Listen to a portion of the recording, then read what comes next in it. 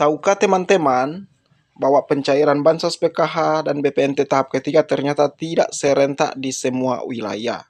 Ada beberapa daerah yang sudah lebih dulu menerima, sementara sebagian lainnya masih menunggu giliran. Nah, di video kali ini kita akan bahas secara lengkap daftar wilayah yang cair lebih dulu, sekaligus mengupas program terbaru dari pemerintah yaitu PENA, yang khusus dirancang untuk mendorong KPM muda agar bisa mandiri secara ekonomi.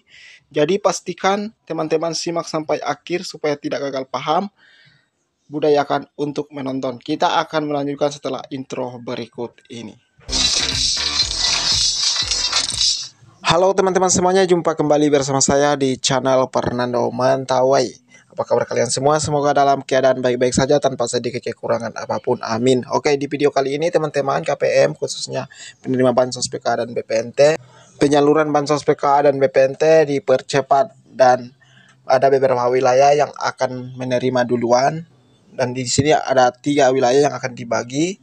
Wilayah pertama, wilayah 1 dan ketiga. Dan di video ini kita akan membahas tuntas wilayah mana saja, mana tahu teman-teman ada masuk ke wilayah yang ke-1 atau ke-2 atau ke-3. Oke, dan juga di video ini kita akan membahas terkait program terbaru pemerintah yang diluncurkan bagi penerima manfaat yang berusia di bawah 45 tahun. Dan di video ini kita akan bahas seperti apa program terbaru ini dan juga persyaratan-persyaratan yang perlu teman-teman ketahui. Oke, sebelum kita menyimak informasi selengkapnya, bagi teman-teman yang baru mampir atau yang baru ketemu channel ini, jangan lupa untuk like dan subscribe supaya tidak ketinggalan informasi update terbaru.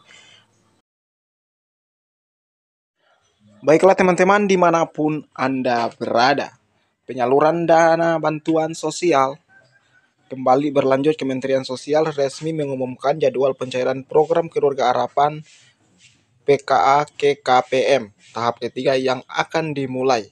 Teman-teman, sejumlah wilayah diprioritaskan lebih dulu dalam distribusi Bansos PKA ke KPM, disusul daerah lainnya secara bertahap. Selain itu, pemerintah juga menyiapkan program Bansos baru selain PKH bagi keluarga penerima manfaat berusia di bawah 45 tahun agar tidak hanya bergantungan pada Bansos melainkan bisa membangun kemandirian ekonomi.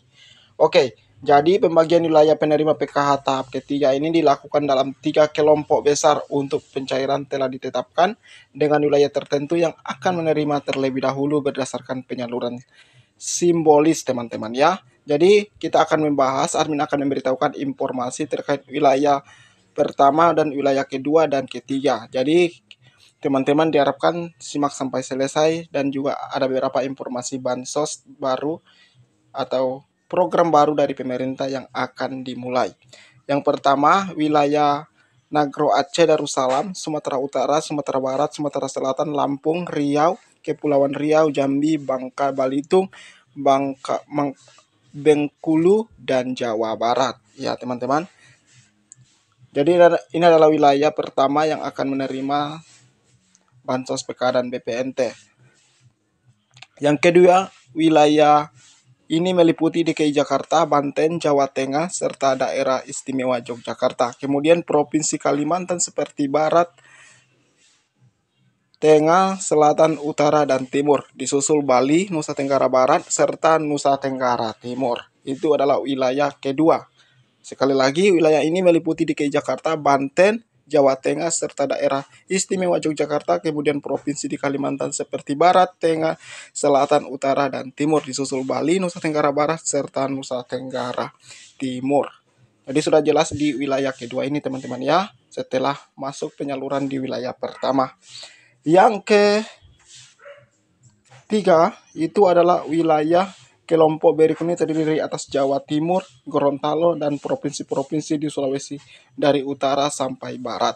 Kemudian Maluku, Maluku Utara, serta 2 provinsi di ujung timur Indonesia itu Papua dan Papua Barat. Itu ada masuk ke wilayah ketiga. Berdasarkan jadwal resmi, wilayah 2 akan menjadi yang pertama cair disusul oleh wilayah ketiga dan di akhir wilayahnya wilayah 1. Jadi penyaluran simbolisasi telah lebih dulu. Sekali lagi, berdasarkan jadwal resmi, wilayah kedua akan menjadi yang pertama cair, disusul oleh wilayah ketiga dan terakhir wilayah yang pertama. Jadi penyaluran simbolis telah lebih dulu dilaksanakan di Tanjung Selor, Kabupaten Bulungan, dan Kota Tarakan, Kalimantan Utara yang menandai dimulainya pencairan teman-teman ya. Jadi untuk program baru untuk KPM berusia di bawah 45 tahun. Selain pencairan PK reguler, pemerintah juga menyiapkan kebijakan khusus untuk penerima manfaat dengan usia maksimal di bawah 45 tahun. Program ini dirancang untuk mendorong kemandirian ekonomi dan mengurangi ketergantungan pada bantuan. Nah, untuk survei dan potensi usaha, pemerintah akan menilai KPM berdasarkan kapasitas usaha mereka, apakah sudah memiliki kegiatan bisnis yang berjalan atau baru berniat memulai. Nah, program Dana ini adalah atau Pahlawan Ekonomi Nusantara. Melalui program ini KPM akan menerima dukungan modal hingga 6 juta teman-teman ya, yang dapat digunakan untuk mengembangkan bisnis kecil. Dan juga ada pendampingan internship. Setiap penerima akan mendapatkan bimbingan dari pendamping sosial agar usaha berkelanjutan dan memiliki pasar yang jelas. Nah, untuk syarat khusus, KPM yang mengikuti program ini harus siap untuk dikeluarkan dari daftar penerima PKA. Karena fokus utama program adalah menciptakan kemandirian ekonomi. Nah, inilah informasi yang baru kita dapatkan. Dan juga ada tambahan terkait sistem baru Bank Indonesia Payment ID ya, di mana dalam upaya meningkatkan keterbukaan sekaligus mencegah penyalahgunaan bantuan, Bank Indonesia meluncurkan sistem bernama Payment ID, di mana sistem ini menggunakan kode unik teman-teman ya, berisi 9 digit yang terhubung langsung dengan nomor induk kependudukan atau NIK. Jadi tujuannya adalah untuk memantau seluruh transaksi keuangan penerima bantuan sehingga dana benar-benar digunakan sesuai kebutuhan keluarga. Jadi melalui penerapan Payment ID ini setiap transaksi bisa dipantau dengan lebih detail teman-teman. Dan sistem ini juga diharapkan mampu menekan potensi penyelewengan dan kepercepatan proses pencairan sekaligus memberikan kepastian bahwa bantuan yang diberikan sampai kepada mereka melalui penerapan Payment ID ini. Setiap transaksi bisa dipantau di tengah lebih detailnya. Jadi sistem ini juga diharapkan mampu menekan potensi penyelewengan ya teman-teman, mempercepat proses pencairan sekaligus memberikan kesempatan bahwa bantuan yang diberikan sampai kepada mereka yang benar-benar berhak.